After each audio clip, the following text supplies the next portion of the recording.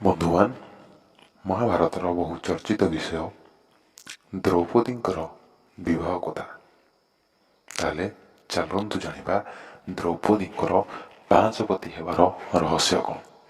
ତା ପୂର୍ବରୁ ମୁଁ ଆପଣଙ୍କୁ କହି ରହୁଛି ଆମ ପୁରାଣ କ'ଣ କହେ ଚ୍ୟାନେଲକୁ ସବସ୍କ୍ରାଇବ୍ କରିନିଅନ୍ତୁ। ତାହେଲେ ଚାଲନ୍ତୁ ଜାଣିବା।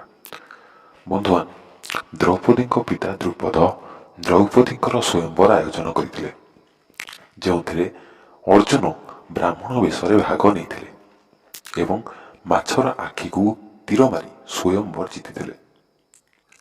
ସେ ସମୟରେ ଅର୍ଜୁନଙ୍କ ଚାରି ଭାଇ ମାତା କୁନ୍ତୀଙ୍କ ସହ ବ୍ରାହ୍ମଣ ବେଶରେ ରହୁଥିଲେ ଏବଂ ଯେଉଁ ଭିକ୍ଷା ଆଣୁଥିଲେ ମାତା କୁନ୍ତୀଙ୍କୁ ଆଣି ଦେଉଥିଲେ ଏବଂ ମାତା କୁନ୍ତୀ ସେହି ଭିକ୍ଷାକୁ ପାଞ୍ଚ ଭାଇଙ୍କ ମଧ୍ୟରେ ସମାନ ଭାଗରେ ବାଣ୍ଟି ଦେଉଥିଲେ। ସେହିପରି ସ୍ୱୟଂବର ସରିବା ପରେ ଅର୍ଜୁନ ଏବଂ ଭୀମ ଦ୍ରୌପଦୀଙ୍କ ସହ ଘରକୁ ଫେରିଲେ ଏବଂ କହିଲେ, ମାତା ଦେଖ, ଆଜି ଆମେ ଭିକ୍ଷାରେ କ'ଣ ଆଣିଛୁ। ମାତା କୁନ୍ତୀ ବିନା ଦେଖି ଉତ୍ତର ଦେଲେ, ତୁମେ ଯାହା ବି ଭିକ୍ଷାରେ ଆଣିତ ତାହାକୁ ମିଶି ପାଞ୍ଚ ଭାଇ ଉପଭୋଗ କର।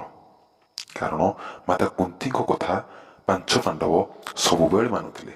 ଏହି ଆଦେଶରେ ସମସ୍ତେ ସଙ୍କଟରେ ପଡ଼ିଗଲେ। ଯେତେବେଳେ ମାତା କୁନ୍ତୀ ଦ୍ରୌପଦୀଙ୍କୁ ଦେଖିଲେ, ମାତା କୁନ୍ତୀ ମଧ୍ୟ ଚିନ୍ତାରେ ପଡ଼ିଗଲେ।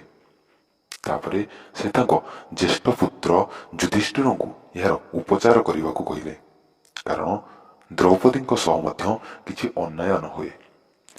ଯେତେବେଳେ ଏହି ସମସ୍ୟାର ସମାଧାନ ନ ମିଳିଲା, ରାଜା ଦ୍ରୁପଦ ବି ଚିନ୍ତାରେ ପଡ଼ିଗଲେ।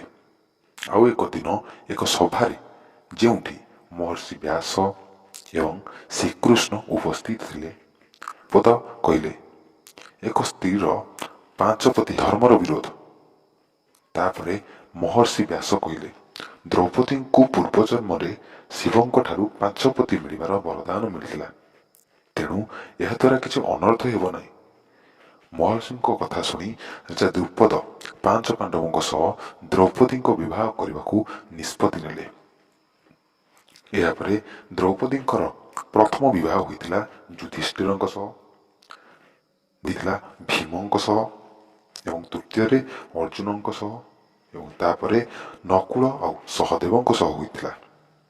ଆଉ ଦ୍ରୌପଦୀଙ୍କର ବାହାଘର ପରେ ସମସ୍ତଙ୍କ ସହ ପତ୍ନୀ ଧର୍ମ ପାଳନ କରିଥିଲେ।